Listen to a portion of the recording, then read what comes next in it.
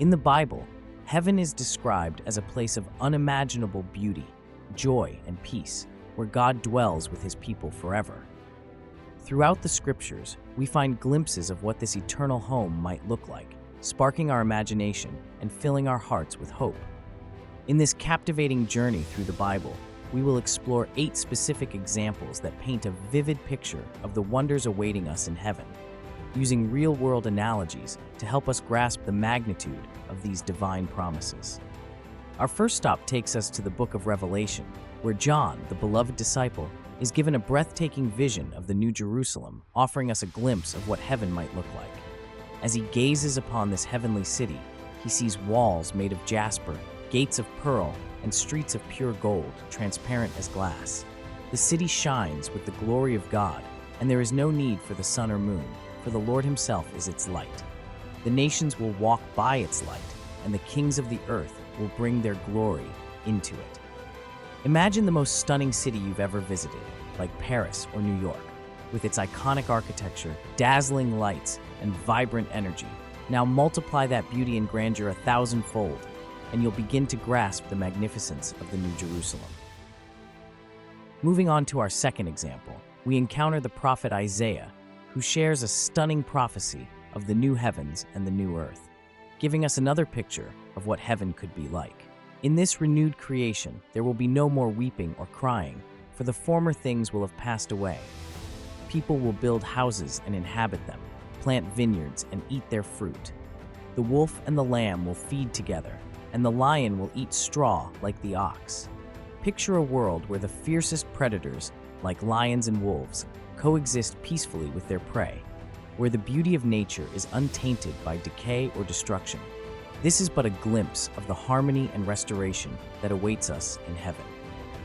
In our third example, found in the Gospel of John, Jesus comforts his disciples with the promise of heaven, telling them that in his Father's house are many mansions. This promise helps us understand the personal and intimate nature of what heaven might be like. He assures them that he is going to prepare a place for them and will come again to receive them unto himself.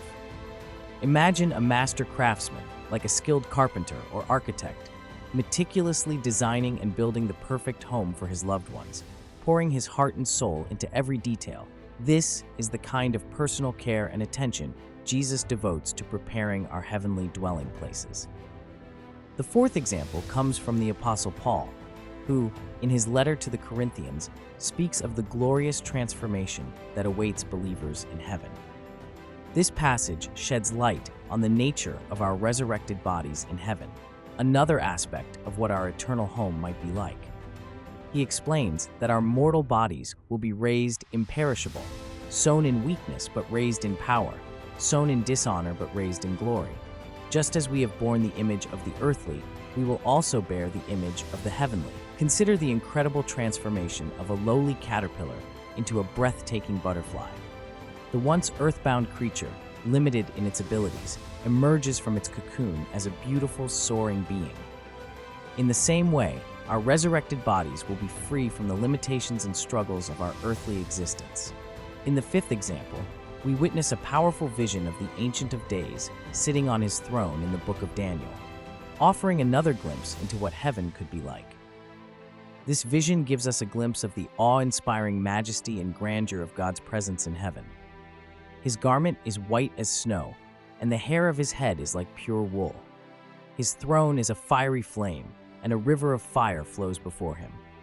Thousands upon thousands minister to him, and 10,000 times 10,000 stand before him.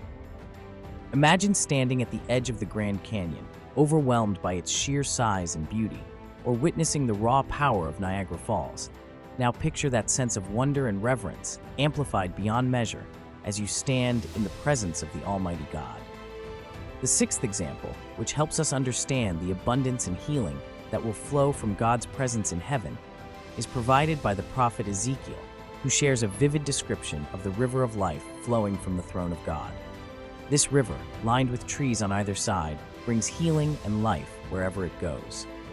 The leaves of the trees are for medicine, and the fruit is for food.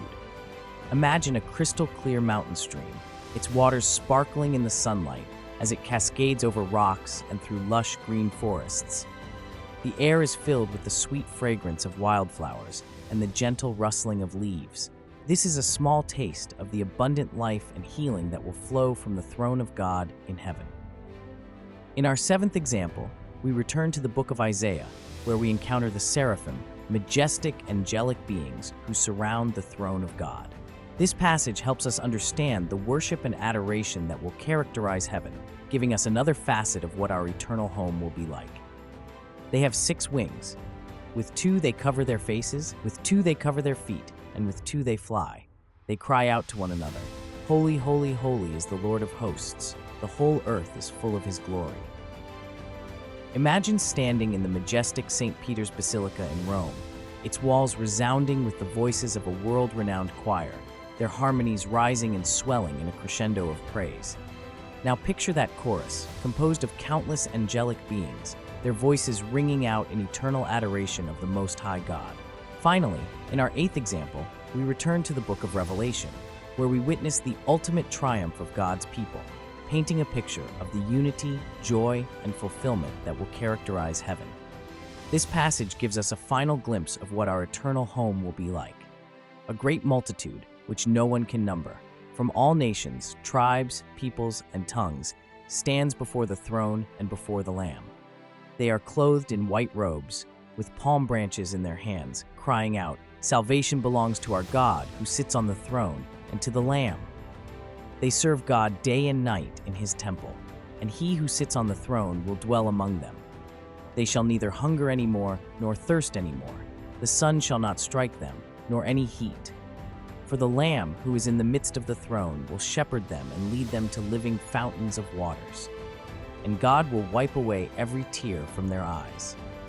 Imagine the most joyful celebration you've ever been a part of. A World Cup victory, a New Year's Eve celebration in Times Square, or a long-awaited family reunion. Now picture that joy, multiplied 1,000,000 times over, as people from every corner of the earth come together to worship and serve God in perfect unity and love. As we reflect on these 8 examples from the Bible and the real-world analogies that bring them to life, our hearts swell with anticipation for the indescribable beauty and joy that await us in heaven. So remember, be kind and follow the teachings of Jesus. The kingdom and power of heaven awaits you.